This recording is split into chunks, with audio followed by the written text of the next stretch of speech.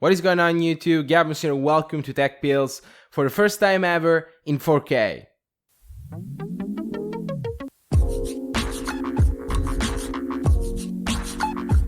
So guys, you probably guessed it by the title of this video.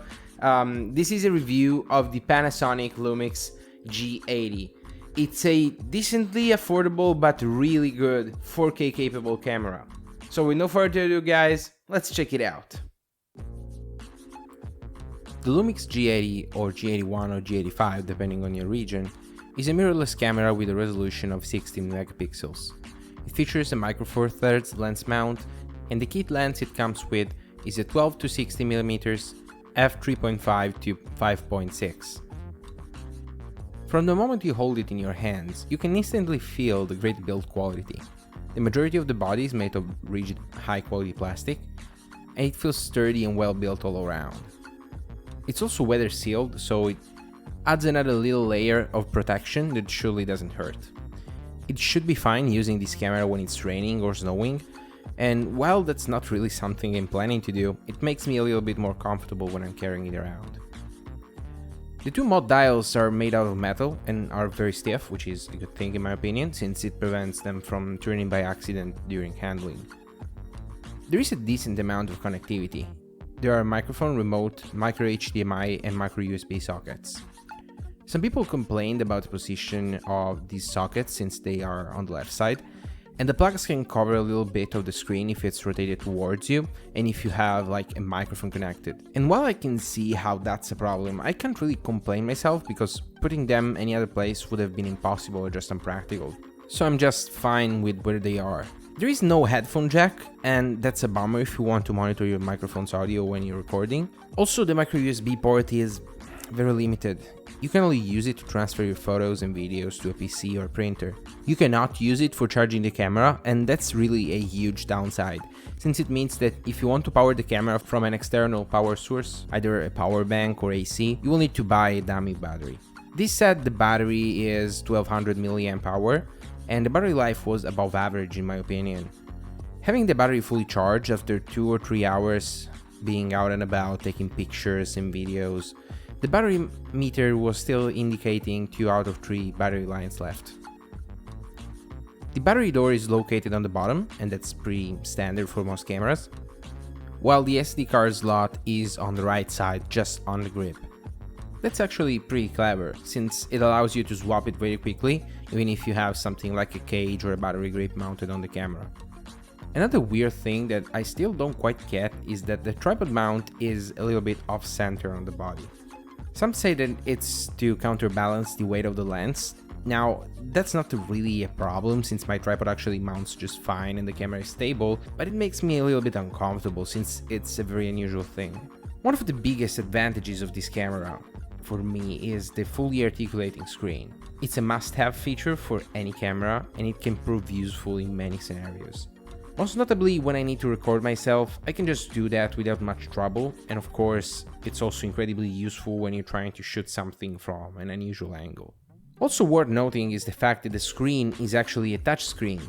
I haven't seen these in too many cameras to be honest, but I don't find it incredibly useful. It can be handy when navigating menus and stuff like that, but that's just it. While the screen is actually quite good, in some cases I found that some colors can look a little bit washed out. Take these flowers for example. From the screen they looked somewhat brownish, but as you can see by yourself they're actually bright red.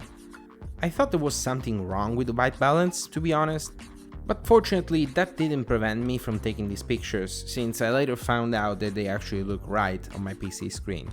To be completely fair, this color problem could be caused by the bright, direct sunlight on the screen when I was shooting this picture, but it's still worth pointing that out.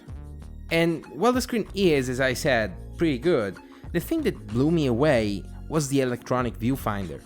It's just so good, you could think that it's not actually a display. It's a tiny OLED screen with a stupidly high pixel density, and I mean, it's just gorgeous to look at. As for stills, this camera is quite good. It's capable of shooting RAW along with JPEG, and the picture quality is fairly nice. A strange problem is that apparently the camera doesn't save the RAW file when in auto mode. I tried to see if there was an option to enable it in the settings, but I couldn't find one. That's pretty bad if you ask me, especially since the camera seems to have a tendency to overexpose pictures in auto mode. And without a RAW file, it's very difficult to fix a completely white sky or anything similar in post-production. While the sensor is smaller than other cameras, I think that the digital image processing that takes place inside the G80 helps a lot with improving the quality, at least for stills. Especially in low light conditions, even if you crank up the ISO, the noise doesn't get as bad as other cameras. Another great thing that also helps in low light is the amazing dual optic image stabilization. Basically, both the body and the included kit lens are optically stabilized, and both can work together to offer a great stabilization experience. For stills, this means that you can use longer exposure times without worrying about the shot getting blurry. There are a lot of features for photos built into the Lumix G80, but I think that they're mostly gimmicks. For one, there's a selection of Instagram-like filters built in that I don't find particularly useful. If I wanted to give my photos a more dramatic effect, I can always do that in post. Another sort of gimmicky feature is the so-called post-focus. When enabling this mode, the camera takes different photos with different focal points and lets you choose the subject you want in focus. It also allows you to merge all of these photos together so that everything is in focus. So having these features doesn't really hurt, but I think that they have a very limited use case, and honestly, I don't see myself using them at all. One feature that I can appreciate is the time-lapse mode. It has a dedicated mode you can select from the left dial, and it can come in handy in some scenarios. You can select how many photos you want and the delay between them, and if the delay is big enough, in between shots the camera will enter standby mode automatically to save battery, and that's a great feature I can appreciate. Finally, when the time-lapse is over, you have the option to compose all of these pictures in a video right from the camera. To be honest, I find that the G80 can be a very great stills camera. While I don't think that it is its main focus, the quality it produces, depending on how much effort you put in it, is very comparable even with some full-frame DSLRs. I had some problems shooting in manual mode initially since the live preview feature was turned off. I couldn't see the effect or the changes I was making until I actually took the photo, and that was annoying to say the least. At some point after digging in the settings, I found the option to enable it, but it took me a while. And speaking of the settings menu and the UI in general, I have some mixed feelings about it. I find it to be a little more intuitive when compared to Sony's UI, for example, but it's still not quite there yet. The UI just feels clunky to use. There are 5 categories in the settings and each one of them has different pages.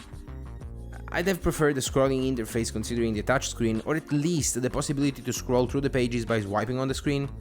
The current navigation system is very impractical in general. The design of the UI is also pretty dated. It would use a facelifting to say the least. Also, there are some options that I'm not really sure what they do. I mean, you could read the manual, and I did for some things, but you shouldn't need to do that. Each option has a little bit of a description, which would be handy if not for the fact that the description is shown in one scrolling line on the top of the UI, and that makes it really difficult to read, especially if you need to quickly tune something. Another problem that I have with the software is updates. Fortunately, the camera that I got came with the latest firmware installed for both the body and the lens. If not, I'm not really sure how I would have gone to update it. The camera does have Wi-Fi, more on that later, but cannot connect to the internet and does not provide an OTA feature. The only way to update it is by connecting it to your computer, but apparently they don't support Linux for updating the camera, and that's really a terrible flaw, also considering that many photographers and videographers use Linux in even more professional scenarios. It's now time to talk about videos, since that's the biggest reason I bought the G80. This camera can record 4K 30fps videos, and the quality that comes out of it is just amazing for what it is. The excellent optical image stabilization can offer great results, and you can even combine that, although I don't think that's necessary, with digital or electronic image stabilization to basically get some buttery smooth footage. This is a camera that I can feel comfortable using handheld when recording video.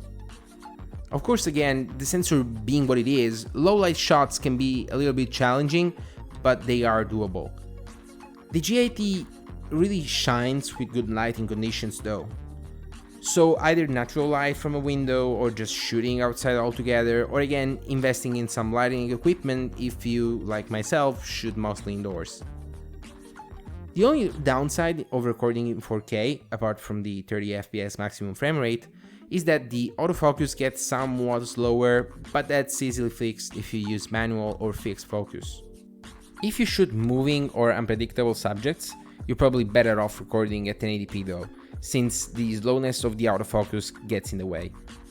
One thing that I didn't particularly like is that there is no option for shooting at more than 60 FPS, not even at 720p.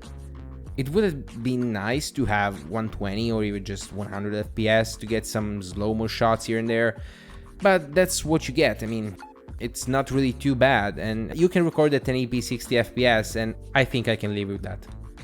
I also wanted to spend some time to talk about the external connectivity and the Android app. This camera can connect to your phone via Wi-Fi, and the pairing process can be fairly easy with the help of a QR code. Mind that there is no Bluetooth nor NFC, but I find that Wi-Fi is just enough for just connecting your camera to your phone. The Android app itself is usable, but not more than that. The app isn't very fast or responsive, and just connecting to the camera can take 2 or 3 tries. The live feed is decently sharp with very low latency, but controlling the camera is not at all intuitive nor fast. The buttons are all over the place, and the actual camera tunings are hidden under an auto hide menu for absolutely no reason. Just look at it and judge it by yourself, really. Using the app can come in handy, and it's better than nothing, but Panasonic should really try to improve it.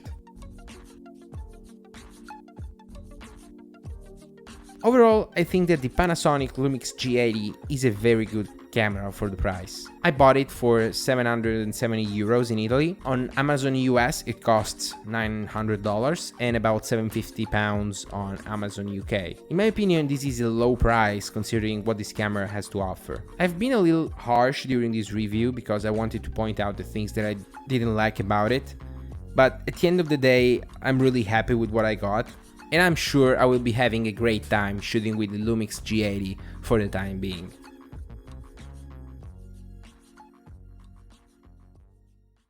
So before wrapping this up, guys, I just want to tell you, in the description you will find a link to an album with the full resolution photos. But anyway, guys, this is gonna wrap it up for this video. Thank you very much for watching, I really do appreciate it. If you like this video, please make sure to press the thumbs up button down there, and also remember to subscribe to my channel if you want more of this. Again, guys, thanks for watching, and I'll be seeing you in the next one.